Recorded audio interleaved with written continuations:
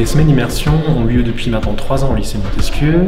Le principe, c'est qu'on a un artiste affilié pendant une semaine, durant lesquelles en fait tous les collègues, tous les élèves ont accès, peuvent accéder à cette pièce-là. Et c'est donc pas du tout limité aux élèves simplement des options et des spécialités théâtre.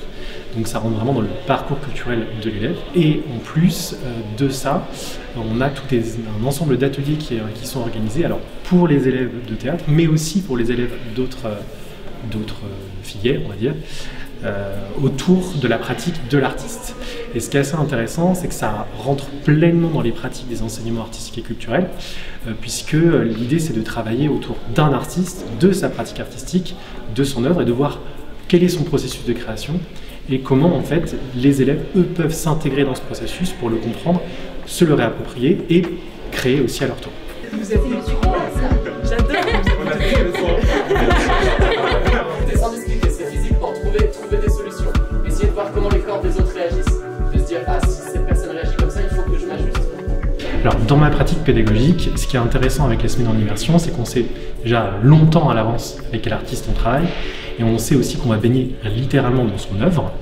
Et à partir de là, on peut prévoir des axes de travail sur l'année autour de cet artiste ou de certaines de ses œuvres.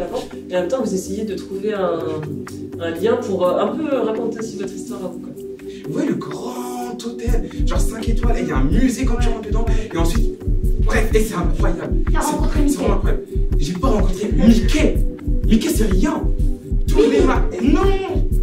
Mais il faudrait que tu me laisses finir en fait. Du coup, c'est pas mon père. Par exemple, avec Fanny de Chaillet, l'une de ses œuvres des dernières années qui a beaucoup fonctionné, c'est Le Chœur. Et du coup, j'ai axé toute une partie de ma pratique autour de la choralité au théâtre et de qu'est-ce que le chœur au théâtre et comment ça interroge à la fois la théâtralité, mais aussi comment ça interroge la société.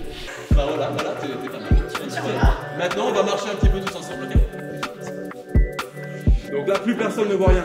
Tout le monde est à l'aveuglette et tout le monde prend de l'espace. Et voilà. Alors, pour moi, le théâtre au lycée, ça permet vraiment de me détacher des cours, où vraiment on fait que s'asseoir et travailler, etc. Et là, c'est vraiment, ça peut plus me relaxer et même décompresser, déstresser des cours. Aussi, vu que j'adore le théâtre et j'aimerais bien en faire plus tard, ça peut déjà dès le lycée aider à m'orienter vers ça. Et s'il n'y avait pas ça, peut-être que j'aurais pas réussi plus tard à faire ce que je veux.